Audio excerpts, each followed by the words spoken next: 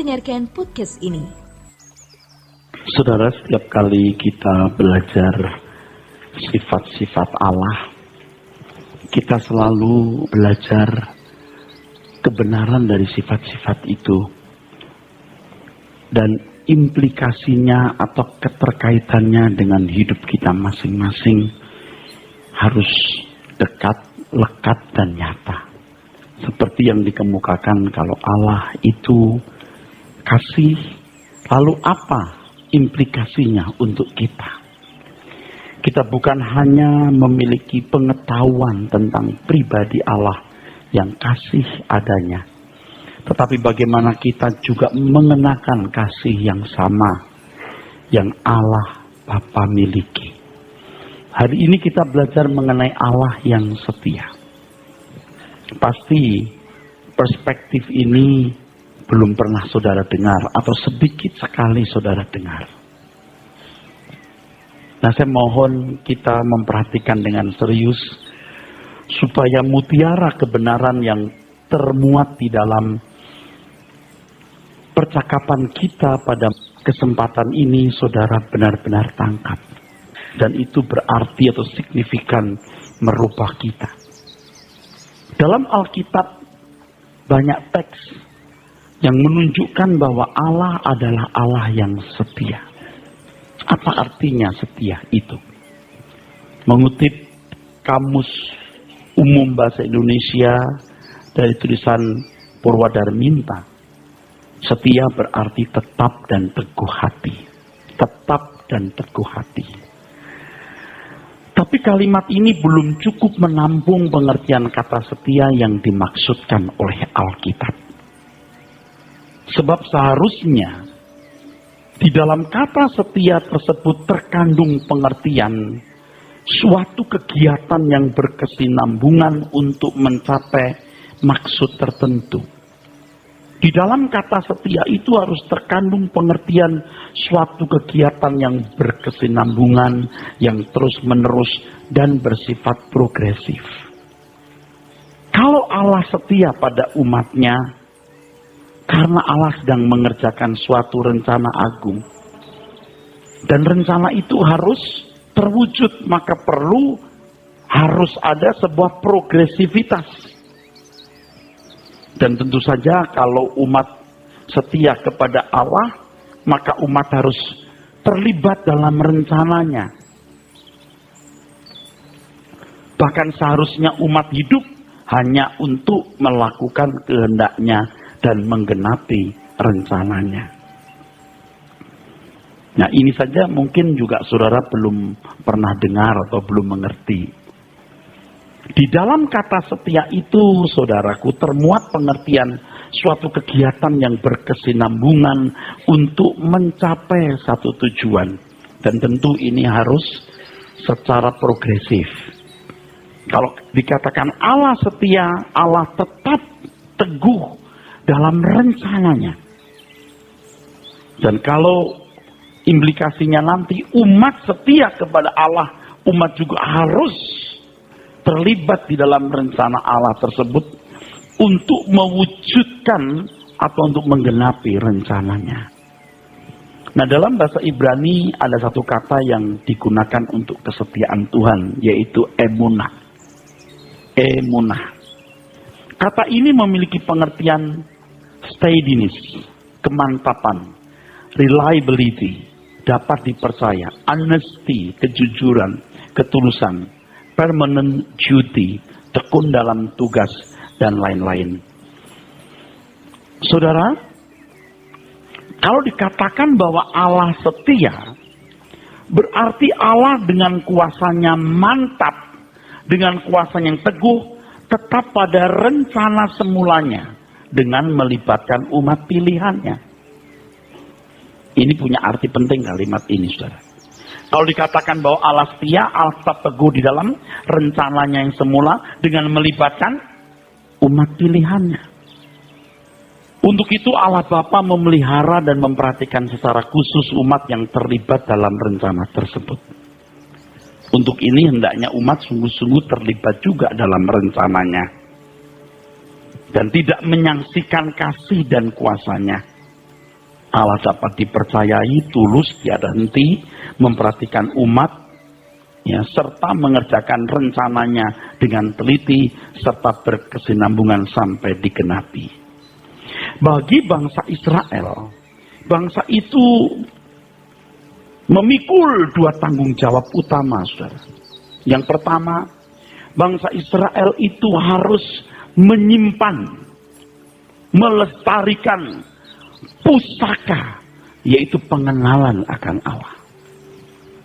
Kalau ditanyakan siapa Allah yang benar, maka jawab kita adalah Allahnya orang Israel.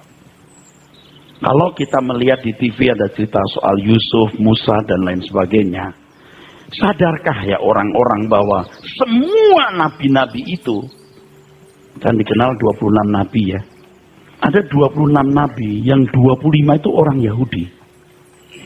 Jadi kisah-kisah Musa, Ishak, Yakub, itu orang Yahudi, bukan bangsa lain. Saya hobi membaca, saudara. Dan jangan saudara pikir saya hanya membaca buku Kristen.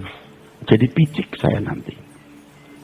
Saya juga baca buku-buku yang ditulis dan ditujukan untuk orang non-Kristen. Dan saya perhatikan buku-buku itu kalau menyebut nabi-nabi, hampir tidak pernah saya temukan, emang nggak pernah saya temukan pernyataan bahwa nabi ini orang Yahudi. Bagaimana orang bisa mengenal Adam dan Hawa? Bagaimana bisa mengenal Allah yang esa? Bagaimana mengenal keperkasaan Musa? Itu semua lewat bangsa Yahudi. Anak-anak kita harus ngerti loh ini. Jangan dikaburkan. 26 nabi, 25 nabi itu orang Yahudi. Saudara, dikatakan dalam firman Tuhan ya di Yohanes 4 ayat 22 bahwa keselamatan datang dari bangsa Yahudi. Yang kedua, bangsa itu akan melahirkan juru selamat. Juru selamat tidak datang dari bangsa manapun, dari orang Yahudi. Bagaimana orang bisa mengenal Allah yang esa, penciptaan alam semesta, Adam dan Hawa? Semua juga dari tulisannya orang Yahudi. Musa itu keturunan Yakub. Yakub itu anaknya Ishak. Abraham punya anak Ishak dan Ismail. Ishaklah yang melahirkan Yakub. Yakublah yang melahirkan 12 anak-anak. Dan sejarah kerajaan Allah itu semua ada di Ishak, Yakub, 12 anak-anaknya, saudara. Bukan di orang lain. Yang mau disembelih tapi nggak jadi itu Ishak, bukan Ucok atau Bambang, saudara. Jangan diganti nama lain. Jadi orang Israel itu punya tanggung jawab menyimpan dua pusaka itu, pengenalan akan Allah dan lahirnya Mesias. Oke? Oleh sebab itu sampai hari ini nggak bisa dibantah, bangsa itu nggak pernah lenyap. Yang menarik kalau kita baca Alkitab itu ada bangsa Keni, Moab, Amon, Filistin, Amalek. Itu semua bangsa lenyap, saudaraku. Kalau sekarang ada Palestina itu kan campuran berbagai suku yang lahir di situ. Tapi kalau spesialis orang Moab, Amon, tidak ada lagi. Orang Het, tidak ada lagi. Tapi bisa-bisanya bangsa ini masih eksis. Itu pun sudah diusir-usir. Nanti di sini saya tulis bagaimana mereka diserahkan ke seluruh penjuru dunia. Lalu Tuhan panggil mereka, saudara. Ditinjau dari salib, mereka itu musuh Tuhan. Tapi Allah ingat sahabatnya Abraham. Dan dia berjanji akan memberkati anak cucunya. Dan Israel dikembalikan. Itu semua fakta. Bukan karena saya ini ada unsur politisnya. Betapa eksklusifnya bangsa ini. Ia tidak membuka diri terhadap bangsa lain. Perhatikan itu. Dia tidak nyeret-nyeret bangsa lain masuk agamanya. Enggak. Mereka itu berpikir bahwa agama Yahudi untuk diri mereka sendiri. Mereka tidak menyeret bangsa lain. Mereka eksklusif. Tapi eksis. Kalau mereka menyeret-nyeret bangsa lain untuk masuk kelompoknya atau gengnya, bisa eksis, nggak heran. Dia tidak nyeret siapa-siapa. Kalau Anda bertanya, orang Cina juga Pak, ribuan tahun masih eksis. Orang Yahudi beda Pak. 3 kali dibuang habis. 1 tahun 712 sebelum Masehi. Yang kedua tahun 586 sebelum Masehi. Dikalahkan, dibuang. Yang ketiga, Jenderal Titus menghancurkan Yerusalem. Mereka diserahkan atau diaspora. Itu tugas untuk Israel. Tugas untuk orang Kristen adalah meneruskan karya keselamatan Allah dalam Yesus Kristus sampai ke ujung bumi. Maka Tuhan berkata, aku menyertai kamu sampai kesudahan zaman. Aku setia dengan program ini. Aku setia dengan rencana ini. Aku setia dengan proyek keselamatan ini. Dan kamu yang terlibat dalam proyek ini, aku sertai. Itu tidak sembarang orang Kristen bilang Tuhan beserta kita. Gua lu kagak kali. Kalau kamu tidak menyertai pekerjaan Tuhan, Tuhan tidak perlu setia kepadamu. Gini, Tuhan kalau tidak setia kepada dirinya sendiri, dia nggak bisa setia kepada siapapun. Tuhan setia pada dirinya sendiri. Dirinya sendiri itu integritasnya sempurna, baik, kudus. Dia setia dengan dirinya sendiri. Maka dia bisa setia kepada siapapun. Tapi nanti dulu, kesetiaan Allah itu berkaitan dengan rencana keselamatan. Rencana dunia yang Allah rindukan. Dihuni manusia-manusia yang dikasihi Tuhan.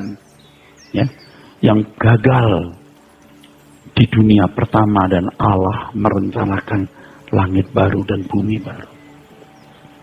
Kalau bicara soal kesetiaan Tuhan, selama ini tidak pernah dikaitkan dengan rencana Tuhan loh. Allah setia pada dirinya sendiri. Dan semua bermuara pada dirinya. Berhulu dan bermuara pada dirinya. Allah tidak setia kepada kita sebenarnya. Kecuali kita terlibat dalam pelayanannya. Dia akan setia. Kalau bicara soal Allah setia itu, yang jadi fokus dan objek dirinya sendiri. Allah setia menyertaiku, melindungi, menjagaku. Kalau kamu tidak terlibat dalam pekerjaan Tuhan, kalau kamu nggak berguna untuk penggenapan rencana Allah, kamu jadikan Tuhan kacung kampret apa? Dan apa Tuhan setia kepadamu? Untuk apa dia setia kepadamu? Kalau kamu tidak hidup dalam rencana dan kehendaknya, Tuhan tidak perlu setia kepadamu. Sebab Tuhan setia pada dirinya sendiri. Dan kalau engkau terlibat dalam pekerjaannya, Allah akan setia kepadamu. Coba lihat kalau selama ini kalau lagu-lagu yang dinyanyikan, bukan tidak boleh, tapi pengertiannya harus benar. Tuhan Yesus setia, itu bagus lagunya. Dia sahabat kita, dia mensahabati kita untuk kepentingan kita, atau dia menyahabati kita untuk kepentingan dia. Segala sesuatu dari dia, oleh dia, bagi dia. Amin. Kalau Allah setia, itu Allah setia pada rencananya, pada kehendaknya, pada programnya, pada rancangannya. Makanya tadi saya katakan kata setia itu tak cukup dengan deskripsi tetap dan teguh hati. Itu belum lengkap. Sebab di dalam kata setia itu ada sesuatu yang dikerjakan dan harus berkesinambungan, harus progresif untuk mencapai satu tujuan. Nih, banyak orang Kristen yang berpikir Tuhan itu setia kepadanya, sayang kepadanya, lindungi anak-anaknya, usahanya. Untuk apa Anda dilindungi? Untuk apa Anda dijaga? Untuk apa Anda diberkati? Kalau akhirnya tidak sampai ke langit baru, bumi baru. Kalau Anda tidak mengabdi sepenuhnya untuk Tuhan. Emangnya Tuhan babumu? Di sini Anda baru bisa membedakan kekristenan dengan agama lain. Anda baru bisa membedakan. Kalau sampai bicara tingkat ini, tidak ada duanya Injil. Tapi cuma Allah pengasih, penyayang. Dia melindungi, dia sayang pada hamba-hambanya. Itu mah semua agama juga begitu ngajarinnya, tahu. Tapi kalau bicara sampai tingkat ini, nggak kepikir kan? Allah setia karena Allah punya rencana, betul? Nggak kepikir. Saya nggak mikir. Kau sekarang baru mikir. Yang nggak tahu baru mikir. Nah, kata yang sejajar dengan kata emunah dalam bahasa Ibrani adalah samar. Kata ini menunjukkan kesetiaan umat kepada Allah. Kata ini terjemahkan setia dalam bahasa Indonesia yang pengertiannya adalah memiliki pengertian tetap berpegang teguh. Jadi kalau ini Yosua 2:23 ini ya. Kami tetap setia berpegang teguh artinya. Itu bukan sekedar gini loh Bapak Ibu. Coba lihat saya. Kita manusia, kita mentaati hukum-hukumnya ya. Supaya diberkati ya. Mati masuk surga ya. Surga pun gak jelas apa, dia gak ngerti. Betul gak? Enak surga itu. Karena kalau pria-pria dilayani 7 bidadari yang masih perawan-perawan. Coba bayangkan. Apa begitu? Nah, Alkitab gak mengajar begitu. Aku bukan hanya hidup untuk melakukan hukum. Aku hidup untuk bergaul dengan Allah yang hidup. Yang menjadi Bapakku. Ini orang Kristen loh. Ini orang percaya loh. Yang menjadi Bapakku. Dan yang mengadopsi aku dengan tulus sebagai anaknya. Dan sekarang aku mau mengerti kehendaknya. Untuk kulakukan dalam hidupku. Sementara aku di bumi sebagai musafir. Dan Allah setia kepada orang-orang seperti ini. Amin. Nah kalau cuma aku mau hidup, orang lain punya rumah, aku juga mau punya rumah. Oh anaknya orang lain berhasil, sukses, bangga. Aku juga mau begitu. Orang punya deposito, tenang, duitnya banyak. Aku juga mau begitu. Allah setia kepada orang seperti ini? Nggak mungkin. Nah kalau sampai pendeta menawarkan produk begini, Allah itu baik, setia, dia menyertai kamu. Gila nggak? Edan nggak kira-kira saudara? Halo? Allah mana? Allah yang bagaimana yang kamu tawarkan ini? Allah yang benar itu bukan begitu. Allah yang punya integritas. Dan Allah setia dengan integritasnya. Allah teguh dengan integritasnya. Dalam rancangan-rancangannya. Anda pasti belum pernah dengar. Pasti belum pernah dengar yang begini. Allah setia. Tok, titik. Maksudnya, ialah menyertai melindungi kita, dia dekat kita, dia penuh belas kasihan. Agama lain juga ngajarin begitu, Bu. Bedanya apa dengan kita? Nih bedanya. Nah, dalam perjanjian baru kita menemukan kata lain ya. Yang sesuai dengan emunah yaitu pistis. Dan herannya baik pistis maupun emunah itu diterjemahkan iman. Jadi kacau juga itu. Kata setia itu juga diterjemahkan iman. Pusing kapan diterjemahkan setia, kapan diterjemahkan iman. Coba. Tapi ya, dilihat dari kalimatnya gitu. Kayak orang tahu, oh ini percaya, oh ini setia, oh ini iman, ini percaya gitu. Nanti baru tahu kita, saudara. Ya. Oh ini percaya gitu. Oh ini setia. Katanya sama, emunah, pistis, faithful, faith. Kan pistis, pisteu, same. Gak ngerti juga tuh. Itu hebat itu, Alkitab itu. Makanya kalau orang percaya, itu orang setia. Orang setia, setia kepada Tuhan. Artinya orang yang mau peduli dengan rencananya. Orang Kristen yang biasa-biasa saja telah terdidik. Kalau datang kepada Tuhan bawa beban, bawa persoalan. Tempat aku berteduh karena banyak persoalan, banyak problem, gitu kan? Orang Kristen yang dewasa, dia tidak mengintip dompetnya Tuhan, tidak mengintip kuasanya, dia mengintip hati pikirannya dan bertanya, what must I do, dear Lord? Seberapa sih persoalanmu sampai nggak bisa diselesaikan Tuhan? Seberapa sih masalahmu sampai nggak bisa dipersoalkan Tuhan? Kadang-kadang lagu-lagu rohani juga tidak membuat orang dewasa loh.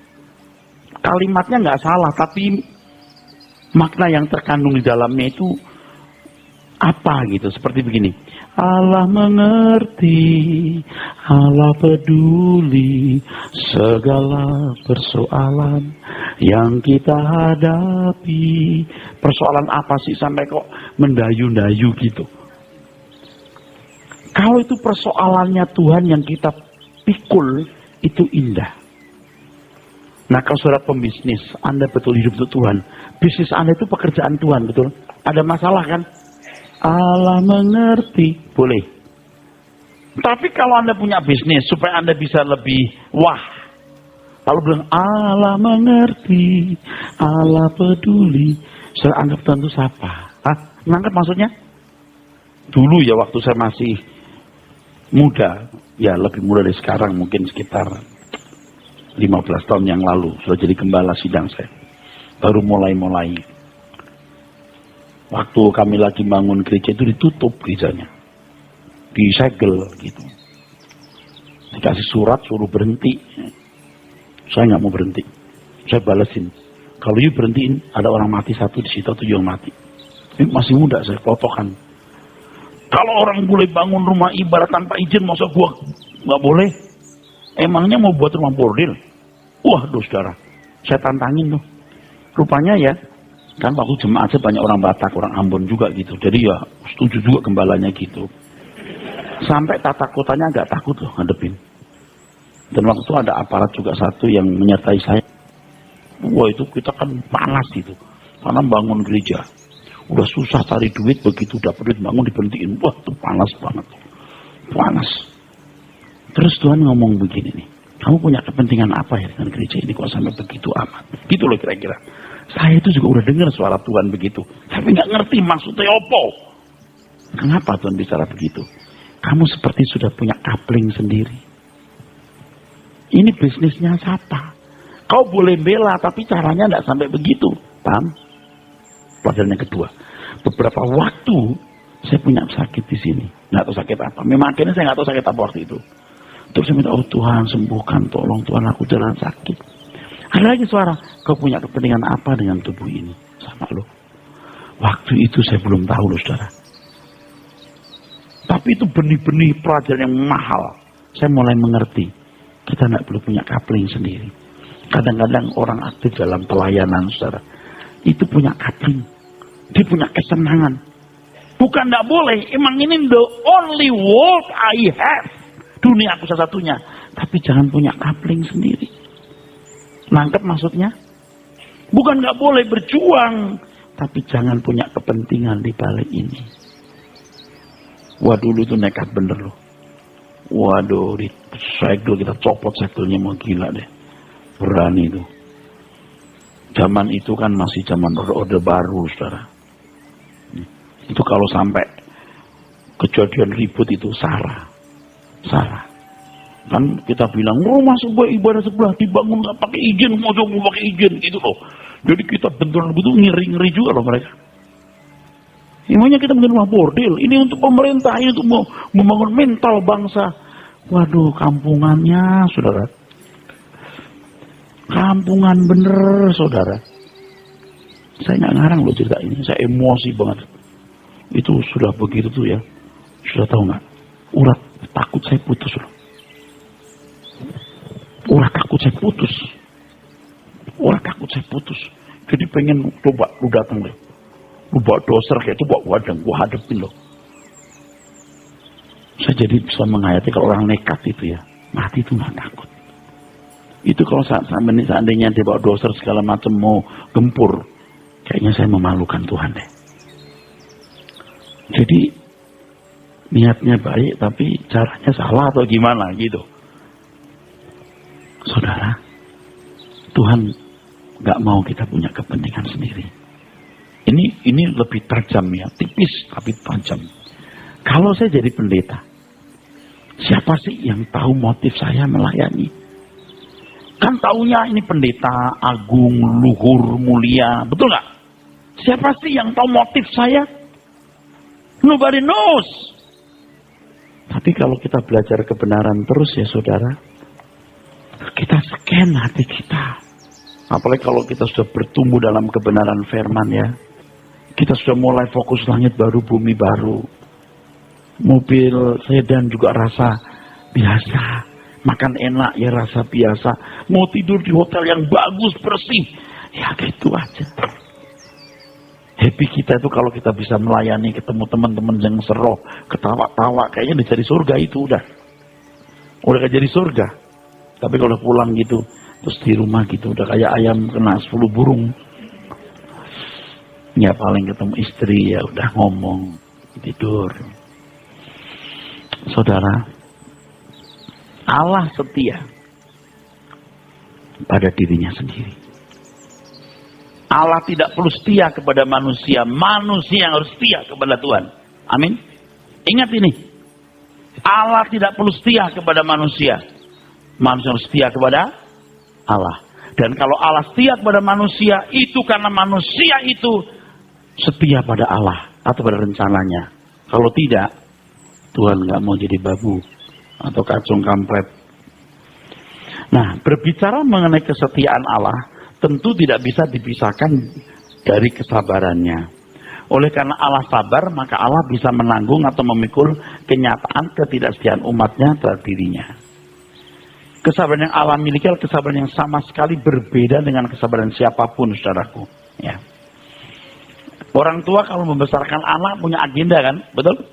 Anak gede jadi orang tua lihat, betul nggak saudara? Tapi anak sering nggak mau ngerti kan? Halo? Nggak mau ngerti kan? Tapi orang tua dengan kesabarannya masih, ya udah nggak apa-apa. Tuhan tuh seperti itu. Dan jauh lebih hebat dari itu. Mereka memberontak, Tuhan masih sabar. Mereka memberontak, Tuhan tetap pimpin. Namun demikian, Tuhan yang adil dan bijaksana pula mendidik umatnya. Setia, tapi Allah juga Allah yang adil dan bijaksana. Sampai batas tertentu Tuhan tidak akan mentolerir kesalahan. Allah pasti bertindak menghukum atau mendisiplin umatnya. Hal itu pun demi asas keadilan yang ada dari Allah yang berintegritas mendidik umat itu sendiri dan untuk menjadi pelajaran bagi generasi penerus termasuk orang percaya kemudian hari.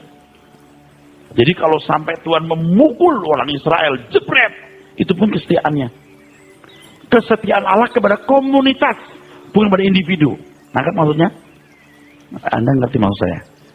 Kalau Tuhan kemudian memukul bangsa Israel, menyerahkan atau membuat mereka tercerai-berai atau diaspora, itu pun karena kesetiaan Allah kepada komunitas.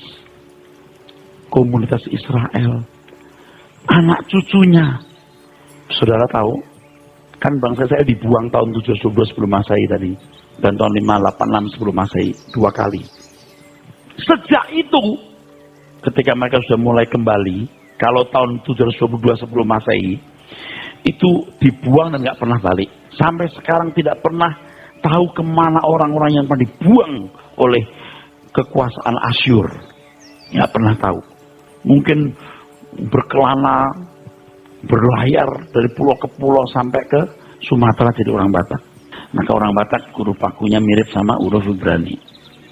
Dan karakternya mirip dengan orang Ibrani. Kesukuannya. Nah, yang dibuang pada zaman Yeremia, yaitu oleh Babel, kalau tahun 722 sebelum Masehi oleh Asyur, yang dibuang oleh Babel itu balik. Ezra, Nehemia, Zerubabel, itu yang membawa balik. Sejak itu Anda tahu nggak ada lagi berhala. Taurat diajar di sinagog, nggak ada berhala. Maka pada zaman Yesus nyaris nggak ada berhala. Orang Israel kapok. Anda bisa ngerti maksudnya? Itu dihajar pun juga supaya memberi pelajaran secara komunitas. Itu pun kesetiaan Allah kepada bangsa itu. Supaya mereka sadar dan memberi pelajaran kepada generasi penerusnya. Sebab kalau enggak, waduh berantakan. Pusaka akan Allah habis. Sejarah bangsa itu membuat orang Yahudi hari ini eksklusif. Dan mereka menjadi saksi. Kalau di kitab Wahyu ada 2 saksi, betul nggak? Itu bukan si A atau si B, kan ada pendeta yang aku bakal jadi saksi. Satu pendeta luar lagi, satu pendeta Indonesia. Dulu pernah ada yang begitu. 2 saksi itu, satu Yahudi, satu Kristen. Kalau you mau tanya Allah yang benar siapa nih, saksinya 2. Tanya orang Yahudi. Tadi saya udah ngomong kan. Yang kedua, tanya orang percaya. Pak Eras pendeta sih. Ya iyalah, memang begitu. Kekristenan itu luar biasa, saudara. Nggak kampungan gitu. Wah, logik luar biasa. Logik, dahsyat logiknya. Nggak ada ngawur-ngawuran tuh, nggak ada. Ditulis oleh orang-orang pintar dengan bahasa yang jelas. Dan yang heran, saudara sekalian, ada bahasa Ibrani, ada bahasa Gerika, ada bahasa Aram, betul nggak? Bisa-bisanya itu nggak benturan. Hah? Yang nulis 40 orang, 1500 tahun. Kok bisa-bisa ada benang merah gitu? Kalau yang nulis 1 orang boleh dia karang, tapi 40 orang dengan 1500 tahun tenggat waktunya. Kalau bukan Allah siapa? Kalau nggak jelas siapa yang nulis? Ini yang nulis manusia. Bukan yang nulis siapa? Tuhan langsung nulis, kagak. Manusia nulis. Kok bisa ada benang merah begitu hebat? Ya, itulah buktinya. Bisa jadi saksi itu manusia. Itu orang-orang Yahudi. Lalu orang percaya yang mengenal Allah anak dalam Yesus Kristus. Jadi kalau Tuhan marah kepada orang Israel, jebret mereka dipukul, itu pun juga dalam kerangka kesetiaan Allah. Ini ganggu pekerjaanku ini. Dihajar habis. Tapi ada tapinya. Tidak dipunahkan. Waduh. Hebat saudaraku. Diobrak-abrik sampai ke seluruh dunia. Tetap tidak dipunahkan. Di waktu saya membaca ayat-ayat ini ya saudara. Khususnya di kitab Amos tuh ya. Ketika Allah mengembalikan bangsa Israel. Waduh, hati saya nyut gitu. Tuhan, Engkau punya pribadi hebat. Dan kita bisa merasakan getar. Keagungan kepribadian Allah Bapa di surga. Dihajar jebret, tapi nggak dipunahkan. Itu tahun sebelum Masehi ya. Setelah Masehi disebar di seluruh dunia, tapi nggak punah. Buset. Ada nggak negara, tanah yang ditinggali penduduk aslinya 2500 tahun. Tetap masih ada itu bangsa. Bayangin. Perginya pun bukan dipisahkan 2-3 kilo jalan beraspal, lautan. Bisa nggak punah. Coba ada nggak bangsa seperti ini? Nggak ada bro. Nggak ada. Dan Anda tahu, satu lagi saya tambahkan. Di tanah yang ditinggal itu, nggak pernah ada negara yang berdiri. Tidak pernah ada negara yang berdiri. Sampai tanggal 14 Mei 1948 berdiri negara Israel. Sampai sekarang pun Palestina tidak bisa bikin negara. Ini baru-baru ini negara non-blok dan negara Oki berusaha untuk mengajukan resolusi untuk berdirinya negara Palestina. Ini baru-baru ini, beberapa hari belakangan ini. Seminggu inilah. Dari dulu sih sebenarnya. Amerika veto terus kan. Memang Israel juga keterlaluan sih. Itu wilayahnya orang Palestina dipagari kayak penjara loh. Itu tingginya apa? Tinggi itu. Dan dia punya beton dia. Betonnya itu beton-beton yang kokoh gitu. Dikelilingi. Jadi kalau wilayahnya Palestina dikelilingi kayak di penjara. Lalu antara ini Palestina, ini wilayah Israel. Seperti nggak dijaga, ada 2 tentara doang begitu. Tapi jangan lupa ada satelit di atas. Nah, kesetiaan Allah dinyatakan secara ekstrim di Hosea pasal 1-4 di seluruh kitab Hosea. Di sana Anda menemukan bagaimana Hosea disuruh menikahi Gomer.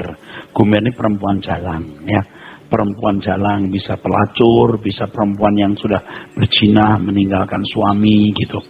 Tapi Tuhan bilang ambil dia. Terus Tuhan bilang gini, kamu kayak begitu, kayak perek begitu. Gitu loh, kamu kayak perek gitu. Tapi aku masih ambil kamu.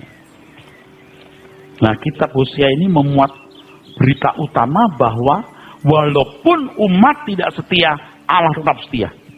Makanya di Perjanjian Baru di 2 Timotius 2:13 dikatakan, walaupun kamu tidak setia, dia tetap setia. Sebab dia tidak bisa menyangkal dirinya. Hebat.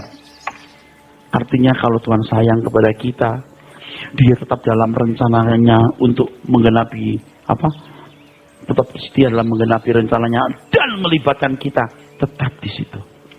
Tetap dirawat itu bangsa Israel. Untuk kita juga begitu. Tapi kalau memang sudah nggak bisa ditolerir, tetap dipecat. Kalau meniti bangsa Israel, saudara, kita dapat menemukan kesetiaan Allah. Bagaimana selama hampir 2000 tahun, dari sejak tahun 70, ya. Kalau dilihat dari sejak berkali-kali dibuang, itu 2500-an, saudara. Itu sekitar hampir 2000 tahun.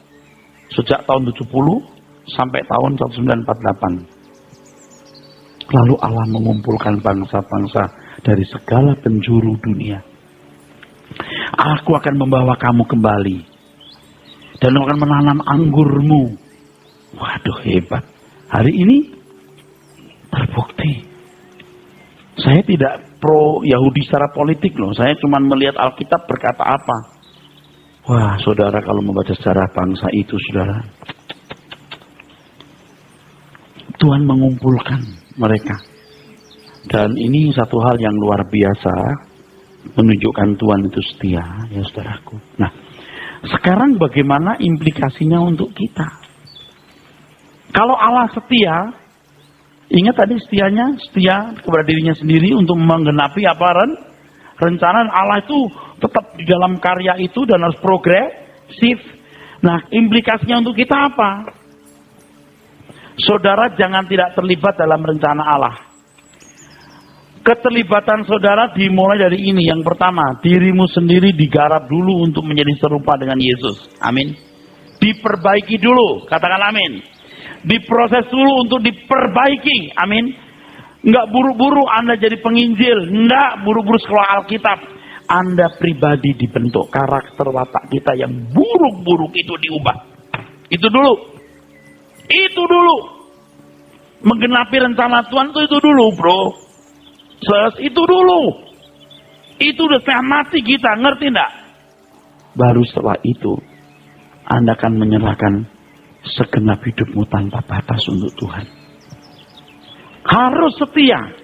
Dan saya jelaskan di sini, orang yang setia itu orang yang menang. Setia sampai akhir itu orang yang menang. Nah, untuk itu kesetiaan itu memiliki dua ciri. Semua lihat saya, nanti baca di rumah. Satu, dari perkara kecil. Dan perkara kecil yang dimaksud Alkitab itu uang. Bukan nyapu di gereja, nggak apa-apa lah Pak, saya perkara kecil. Setia dalam perkara kecil, konteksnya itu uang. Nah, orang nggak mau sentuh itu. Anda tidak boleh mencintai uang, itu maksudnya dari perkara kecil. Karena kalau engkau sudah mencintai harta dunia, kamu tidak bisa mengasihi Tuhan. Dan kalau kamu tidak mengasihi Tuhan, kamu tidak mungkin terlibat dalam pekerjaannya. Itu masalahnya. Sebab kalau engkau tidak setia, hai kamu yang tidak setia, gitu teks bahasa Indonesia. Baca di bahasa Yunaninya, hai kamu moikaides, kamu yang berzina. Itu sebenarnya kamu gak setia, padahal di teks aslinya, hai kamu yang berzina. Seperti itu loh. Setia dalam perkara yang kecil. Yuk jangan mencintai dunia. Tolong itu aja dulu. Jangan kampungan. Kalau you naik bus, nggak usah merasa minder. Betul nggak? Naik nunggu obat di depan PDAJ. Anda naik mobil bagus juga jangan rasa sombong. Tangkap? Amin? Oke, yang kedua. Setia itu harus unconditional. Tak bersyarat. Aku setia walau. Bukan aku setia kalau. Kesetiaan tak bersyarat inilah yang melahirkan pengabdian yang murni kepada Tuhan. Amin. Ini saudaraku sekalian.